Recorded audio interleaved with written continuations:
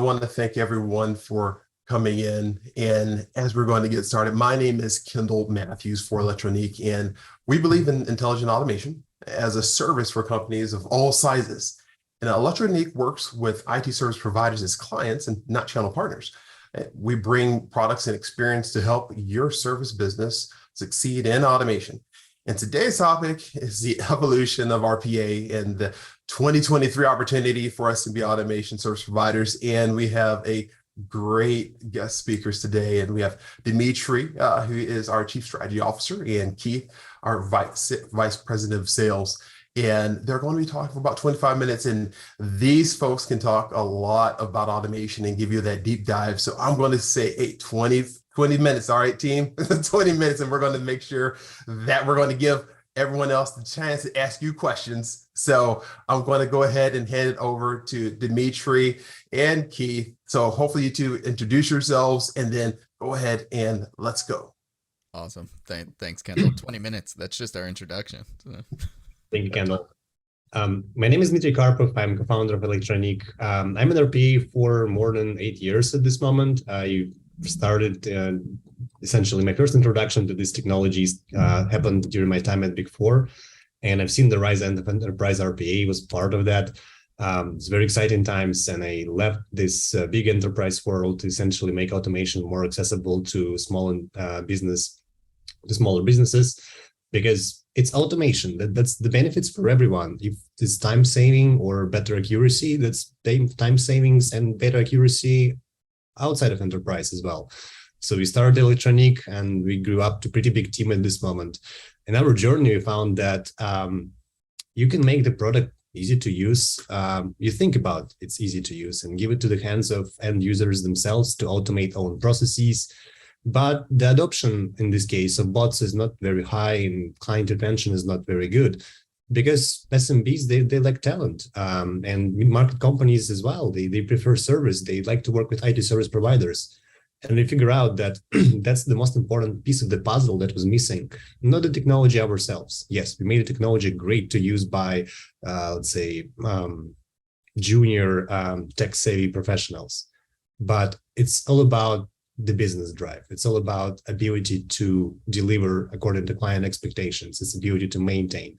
And over time, we think this opportunity becomes even bigger. And today we gathered to share a few insights from the market that we've seen in 2022 that hopefully will help your business, either in IT services or just in any type of business, to be more successful in 2023.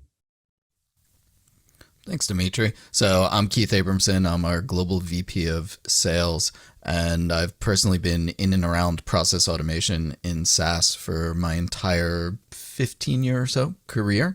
And I've gone around the edges of RPA, from HRIS automation to finance automation to treasury automation.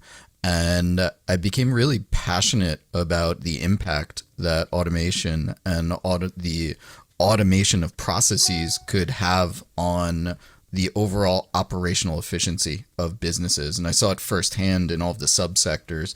And I became really, really interested in RPA as a universal solution that could be applied throughout all corners of a business. And I joined ElectroNeek about 2 years ago in the early days of our global market expansion. And now as we've gone out to all corners of the globe and both have employees and clients, hundreds of each, in 20 or 30 countries around the world, it's been amazing to see. 49. Yeah, there you go. 49 countries now we do have IT service providers in. It's remarkable. It's amazing. So not only is this applicable in companies of all sizes, it's applicable to literally every single country around the world. And I find it incredibly inspiring. And there's some really interesting trends. We may as well get right into it, Dimitri, in that we noticed an inflection point in the growth of RPA, and it hit a stall point for a few different reasons. So I'm interested in your perspective to start the conversation here on why RPA at large hit somewhat of a stall. There's been some recent news about UiPath and some of the other providers having a struggle in their businesses? And does that correlate to RPA at large, or what's your initial analysis here on the state of RPA vis-a-vis market adoption as a whole? Let's unpack it a bit. So in enterprise RPA, the business who is engaged in enterprise RPA business from service perspective are doing great. Vendors do have challenges too, because the vendor's revenue really depends on the adoption inside every single client. For the business of UiPath and other big enterprise RPA tools, it's important to grow inside each account with certain pace that doesn't decrease from time to time. And over the last 5 to 7 years, IT services led, specifically big IT services, let's say Big Four, Accenture, Wipro, companies like that, some smaller mid-market players. They led this transformation enterprise, and now many companies essentially holding their own centers of excellence. That's a buzzword from the industry. Essentially, groups where automation professionals are in charge for finding new opportunities, developing bots, developing roadmaps, maintaining them. And many companies, they've seen that these internal centers, they don't provide ROI to the level that was expected. It's less about technology. It's more about how the whole org chart organization is dedicated to the goal and the mission. Essentially, automation is very important for businesses for all sizes. But for enterprises, there's a transformation that happened from I want to buy from IT services, I want to implement internally, and then the pendulum swing back to IT services because the ROI essentially, it's proved over time, is higher. So while the overall RPA market is struggling, the service part of that is actually growing. And I think if you look at, better the Forrester report, right, that recently came in, that projects the market growth to, I think, 28 billion globally. It shows very clearly that the service part is the major driver of this growth. And that's very important, I think, for everyone who is in automation, who thinks about career in automation, where they should go. Should they work for, big bank internal group, or should they work for a company that works with those big banks that decided that service is the way to adopt automation? Currently go to the service. Yep. So let's put that all together. RPA has this overall market opportunity of 28 billion. Forrester, it's an incredibly interesting report for anyone to look up. And I think it is available on the web if everyone looks up the Forrester State of RPA report. So they've projected growth, but the headline in that report is actually that RPA software revenue is going to go down and RPA is cooling. It's actually not. The adoption of the underlying technology is going to continue to grow. But given the necessities of the market, service providers are going to rise and take more of the revenue share than the underlying software creators. And part of the reason for that is that the enterprise market has largely been saturated. And the big use cases, the 7-figure use cases, have been taken up. And the movement in that sector of the market is in between vendors as enterprise companies look for cost efficiencies or they switch between some of the big vendors to another. The large portion and the bulk of that 28 billion market opportunity here exists in companies that haven't yet adopted RPA. And the analysis here from Forrester is that there's two facets here. So in the dot connection is number one, service providers are going to provide this lead into that market clear as day based on their projections of this overall spend. But then number two, the latent opportunity here is in SMB providers because you have access to the ultimate SMB and mid-market end users that haven't yet adopted RPA. And it's an incredibly interesting time combined with my next question. That is the elephant in the global room here, of course, is the changing economic headwinds, which is we're undergoing a fairly rapid market shift. And at this point, it's interesting. There's signals, the market bounces back, but especially in tech, there have been a lot of rapid headcount changes in anticipation of some coming economic state. Now, I think it's interesting for us to talk about what RPA means both in anticipation of a coming economic state and an economic market that is going to show softening or an elongated down cycle?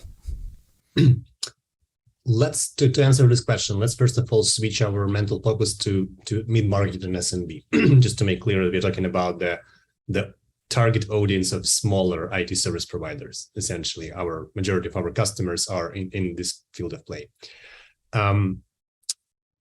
Yes, in technology, we do have struggles, let's say, with headcount, and many companies, they freeze hiring. Many companies, they reduce headcount 10 to 20%. Some of the real sector, that happens there as well. In SMB, so far, to the best of our understanding globally, this didn't happen, but that's an expectation that, the recession may start, global recession may start every single day. Every morning I'm looking up at Wall Street Journal with some of my mind thinking there could be a chance that markets went down 10% today. So what will happen to RPA service business, specifically to smaller IT service providers in this case? So we need to think about the mentality of small business owner, or let's say 100 to 100 company in mid-market that works in, let's say, logistics or some real economic sector of economy. First of all, the first victim of any recession will be new hiring.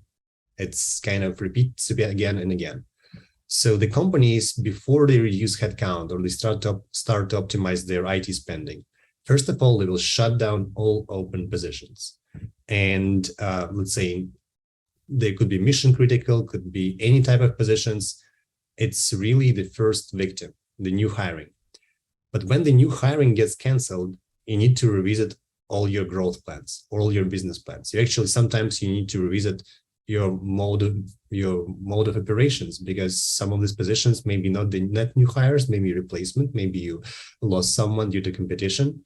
So these companies, they will look up and cut the future headcount, but the volume of work that needs to be done will remain the same. So they will be looking for the alternatives.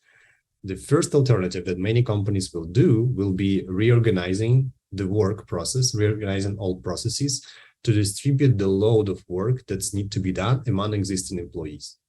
And that happens in all organizations that essentially go through any kind of headcount optimization. Once that happens, you will start having some employees overloaded with tasks, which will result in increasing extra hours to pay for, or to increase burnout of employees, or to shut down on some of the business mission critical directions, which no one wants. And that's the perfect opportunity for automation and automation service to inject itself into organizations, saying, okay, you plan to hire someone to pay them $65,000 a year or something like this. Now you cut down this position, but you still essentially losing maybe 30K, maybe 15K or 20K, depending on the situation in the organization, in overload of your existing employees. And if it would be an enterprise, there could be an idea for them to tap into the IT budget and say, okay, we're going to invest this into internal RPA implementation. Smaller companies are not in that position. So they don't have extra, 15, 20K to put into automating the work that was about to be delivered by new hires and now is distributed among existing employees. And that's where small IT service providers can stand up and say, you know what, you don't need to have this budget, but I'd like to share the gains of automation with you. I'll come to you, I'll automate all these processes. I will do it relatively quickly because it's not one big complex process. It's a myriad of smaller things, maybe 3, 4, 5 processes. And I want you to pay me on an ongoing basis, essentially subscription relationships. Or I want to automate something very quickly for you where your ROI will be realized not 6 to 9 months as an enterprise service, but 1 to 2 months, ideally 1 month, maximum 1 quarter. And essentially the field of play for RPA service becomes shorter processes, ideally by subscription paid by client, which makes the sell very easy and essentially affordable during economic downturn. What IT services need to have to succeed in this situation? They need to have people who are skilled in developing bots quickly. So if you want to prepare your IT service business for the recession, you'd better upskill your people now, not get on this learning curve when the opportunities will start to bubble up. And second one, you need to be able to do the value-based pricing, essentially. It becomes, during recession, billable hours are irrelevant.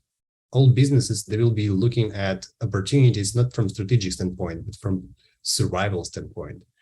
And that's where you need to be tactical. Your sales need to be very rapid. You need to be good in understanding where the true value for the client lies in automation, and to attack this value with your skilled professionals.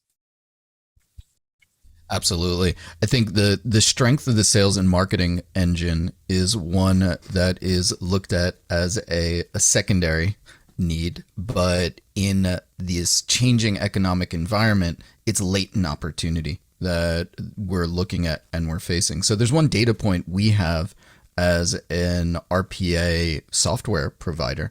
We had the greatest number of robots live in our company history this past month. And for us, that indicates this coming headwinds is, again, every company has largely battened down the hatches. So we're seeing the early wave of the pause in hiring and the redistribution of work amongst existing employees. But we're also seeing a commensurate rise in the number of robots that are being consumed. And that's incredibly interesting as an indicator of the headwinds of change here. So this is latent market opportunity. So there are a few things for the small to medium service provider to be cognizant of. Number one, in the SMB, this is still relative early adopter technology. So your end clients are cognizant of the benefits of automation, but they may not yet be a consumer. So the education component and the sale component is critical. We're not talking a consumer of existing commoditized technology that you are selling to, as you may have done with other technologies such as CRM or such as an ERP system or an FP&A tool. We're talking about a brand new technology that, yes, takes the place of an existing process, which is largely human capital driven, but you are going to need to educate your consumer. So building up that educational engine and that sale engine as a formalized process is a critical step to take advantage of this latent market opportunity that may not bring itself to you. So action item then is that you have the best gateway as a small to medium service provider because you have a client roster that in all likelihood has a significant number of those SMBs or mid-market companies already on it. So there is going to be some active push marketing here to be done to educate your prospects as to what can be done via automation. And that's probably the biggest piece of guidance that I would proffer based on the successful paths that we're seeing are successful and our successful clients take in order to get automation out on the market. This is a push of early adoption technology, but it has very, very pragmatic benefits. So we'll want to stand up a very cohesive campaign to help educate your prospects and get them to take the first step into automation.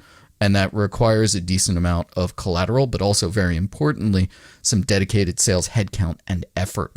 And that doesn't have to be a dedicated sales hire. At many of our successful clients, that can be even a C-level individual that owns the sale, but someone does need to own a sales process in the company. And again, in our most successful clients, we're seeing a formalized sales process, even with some headcount cribbed from SaaS, such as dedicated cold callers starting to pop up in service providers to go grab from the latent market technology. Formalized marketing motions, including digital ad spend and account-based targeting, we're starting to see pop up. And there's a very interesting market dynamic whereby service providers are now adopting some of the motions that previously were only the domain of OEM. So the secondary shift that I've personally seen, and I'm interested in your perspective too, Dimitri, here, is very much active marketing as opposed to serving existing demand and convincing a prospect that you're the one to deal with. There's actually a twofold sale that we're seeing, which is you do need to evangelize now for the benefits of technology itself. And only once that is done to convince this end user that you're the one to go with. And I think in many of the previous sales, such as, again, this CRM idea, you're primarily convincing your prospect that you're the implementer or service provider to go with. You don't necessarily have to sell them on CRM. there is a not insignificant component here of evangelizing for the benefits of RPA itself as well. And I think the build out there is of strong importance to the success in this market. I agree. I think that major asset that IT service providers have now that will allow them to capitalize on automation is building relationships, existing relationships, but the ability to build new relationships at scale. Why I think it's a very good time to to tap into educating your existing client base or to build a new go-to-market on automation is very clear benefit of hiring avoidance. The mentality that I described, like recession mentality, it's not something that is like 0 to 1 and in a day when the indexes go down. No, it's something that many business owners are thinking right now. And the hiring situation, at least in the United States, remains very, very tight for small businesses.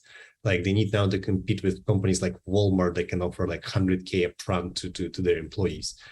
And in this case, if you can educate your client that pretty much any type of work in computer systems can be automated now and can be seen as an alternative to hiring new talent, that's where you will put them on a mental track of, okay, hire versus automate, hire versus automate.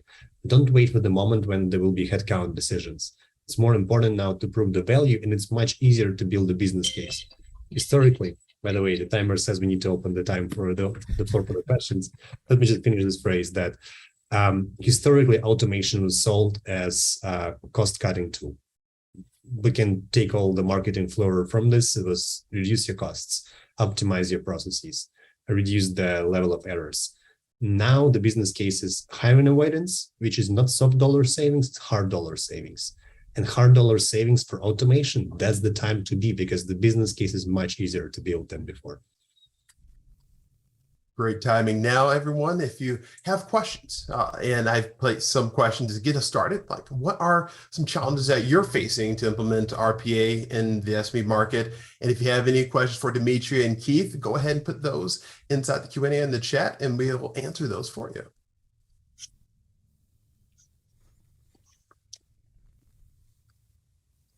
And then while people are putting their questions and getting that together, Keith, what are some of the specific things that new individuals who are looking and new business owners who are looking to get into RPA for their clients? What is one of the main things that they should look in to their business before they start to move forward? And what's some of the questions that they should ask in vendors? Sure. So there's a few different areas to unpack there. I think one of the critical ones for fast start, and it's become a buzzword in the industry, of course, is low code and no code. But that's going to provide the fastest path to developer productivity, in that everyone on this webinar is probably familiar with the terms, but low code and no code is just shorthand for pre-built code in whatever development platform you're looking to adopt that allows you to take shortcuts, oftentimes allowing you to build an entire workflow without ever having to build custom code. And especially in the case of the SMB market, there are many solutions that then can be built as long as the platform has been architected to be built on a foundation of low code and no code without ever having to hire a specialized developer. So the perceived barrier of needing to hire a very expensive development hire on your IT services team that has deep experience in running big box automation tools isn't necessarily a requirement. That spectrum can go all the way down to someone having as simple experience as using any sort of object-oriented programming language, or even lower, a JavaScript developer can learn to program automation with low-code, no-code tools. So I think the consideration there of development is a big one, but potentially even more important than development, and I highlighted it previously, is the need for a robust marketing and sales engine that can capitalize on latent market opportunity. This is not a market that's going to create itself. This market is going to be created by service providers tapping their existing networks, championing the benefits of automation, and teaching your prospective clients and current clients what they can do that's going to allow them to not only weather the storm of a potential recession, but potentially even thrive by taking some very proactive measures to leverage the benefits of automation, which will give a competitive advantage all the way out through their value chains, in that if they can potentially leverage automation through 30, 40, 50% of their processes that were costing them a lot of money, that's a massive competitive advantage for their competitors. I like the question here about the customers, essentially prospects of IT services say, when we understand RPA, we believe it's the future, not now, not today for us. It's very common objection. Let's say when we sold directly to SMBs, we've heard it a lot of times. And it's not the business case question. Of course, the business case is serious, then it's all easier to overcome it, but it's very legit concern. If I would be in that situation, I probably will be showing the cases not of savings, potential savings or cost avoidance. I will go a bit bigger. I would say that many new businesses now, they put automation first and allows them to have much higher margin. So if SMB waits for for RPA adoption for a while, they likely will become obsolete because this new generation of entrepreneurs who first automate and then hire will just come and throw them from their market positions. Unfortunately, that's where the market is heading. It's like a customer saying, I'm not going to adopt spreadsheets yet. I will wait for 10 more years to do that.